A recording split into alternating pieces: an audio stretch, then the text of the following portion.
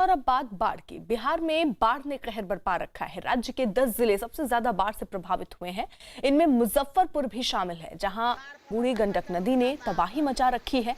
सड़कों पर 2 से 3 फीट पानी है, जबकि कई गांव बाढ़ की वजह से टापू बन चुके हैं। कई मकान बाढ़ में आधे डूब चुके हैं। बाढ़ की वजह से गांवों की बिजली भी काट दी गई है। लोगों को खाने और साफ पीने के पानी की समस्या भी हो रही है। हालात ऐसे हो गए हैं कि लोगों को अपने घरों से निकलना मुश्किल हो गया है। क्या दिक्कत है? प्रखंड मुख्यालय से उस चैनपुर गांव को जोड़ती है, जो अमर शहीद जुब्बा सहनी का गांव है।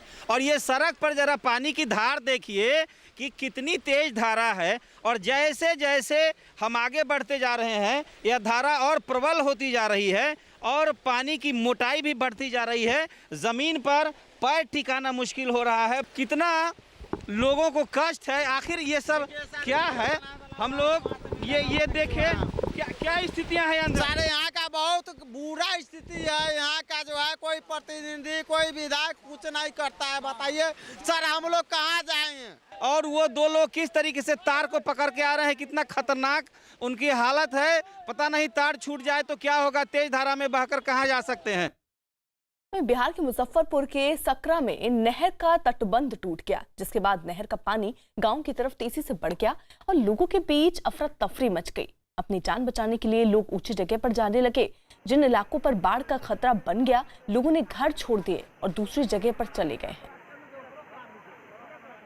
गांव वाला भिड़ा हुआ था सर। इस पर ये ब्रोकर जब फूटा था, जिसमें गांव वाला पूरा भिड़ा हुआ था कि इसको हम रोक लें, लेकिन ये रुक नहीं पाया। आज 3 दिन से रिसाव था, लेकिन प्रशासन से कोई इसमें अति नहीं हुआ। जो गांव वाला किया वही हुआ। प्रशासन से कोई मदद नहीं। वहीं बिहार के मुजफ्फरपुर में बाढ़ से हालात इतने बिगड़ गए कि लोग कई इलाके में आने जाने के लिए अब नाव का सहारा ले रहे हैं।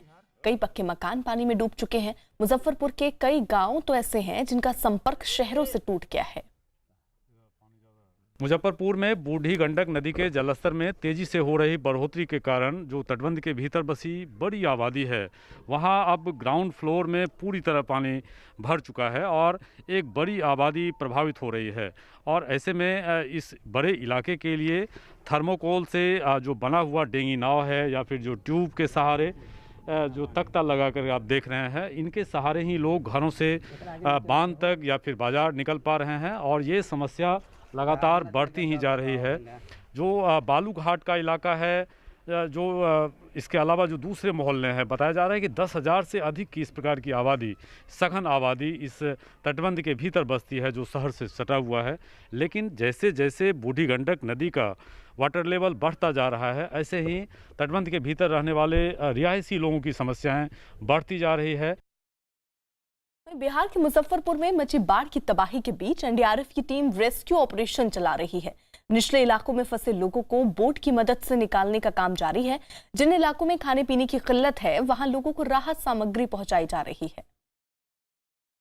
पूरा उत्तर बिहार बाढ़ की विभीषिका को झेल रहा है। उत्तर बिहार के सभी जिले बाढ़ से प्रभावित हैं, जहां लाखों की आबादी आज बाढ़ से पीड़ित है और उन्हें राहत और बचाव कार्य की ज़रूरत है। भोजन पानी से लेकर और अन्य सुविधाएं भी उन्हें नहीं मिल रही है। ऐसे में एनडीआरएफ की जो है वह बेहतर सेवा दे रही है लोगों को। एनडीआरएफ के पदाधिकारी आज हमारे साथ हैं, उनसे जानेंगे कि क्या हालात हैं बाढ़ के और क्या उनकी कैसे तैयारी है।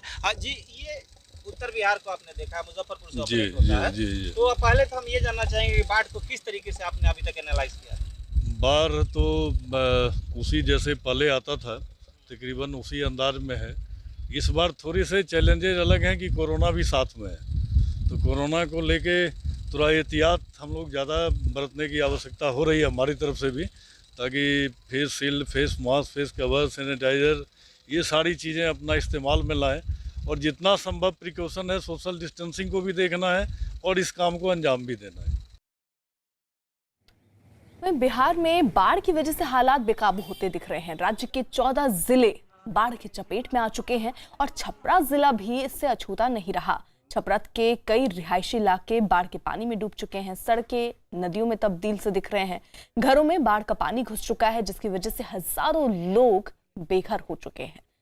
मकानों की छतों पर खड़े होकर लोग मदद का इंतजार करने को लाचार हैं और यही नहीं, लोग जान जोखिम में डालकर सुरक्षित जगहों की ओर जाते दिखाई दिए और कुछ लोग तो खाली ड्रमों की मदद से नाव बनाकर अपनी बाइक और दूसरा सामान ले जाते नजर आए।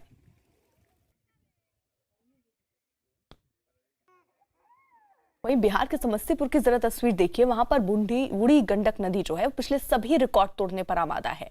नदी में आए उफान की वजह से इसके आसपास के जो इलाके हैं वो पूरी तरह से पानी में डूब चुके हैं। आलम यह है कि नदी का जलस्तर वहां से गुजर रहे रेलवे के एक पुल तक पहुंच गया, जिसके बाद एहतियातन पुल पर आवाजाही बंद कर दी गई।